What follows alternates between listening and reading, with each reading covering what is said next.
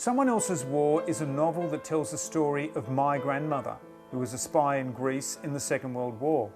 You see, just after the war started, the British were looking for people across Europe to work as spies against the Nazis. My grandmother, Olga, had the skills they were looking for. She was an actress, she could speak half a dozen languages, and she was a pretty strong sort of character. So in the months before the Germans invaded Greece, the British trained these people, including my grandmother, in all kinds of skills like sabotage, hand-to-hand fighting, concealment, espionage.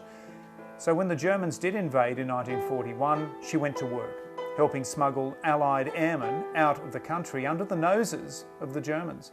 Her position in the underground developed as the war went on, and she became one of the Germans' most wanted.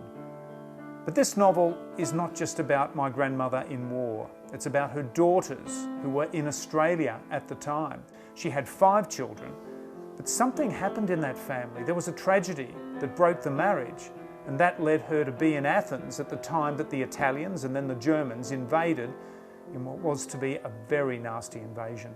Before the Germans left Greece, 100,000 Greeks would die in a famine.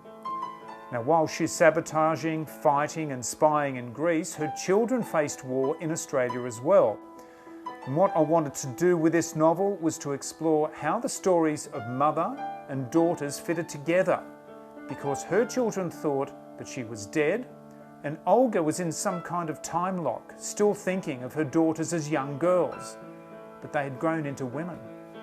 Her oldest, Nellie, my mother, had married. So as Olga faced death every day in the war in Europe, Nellie was facing the same enemy on the other side of the world.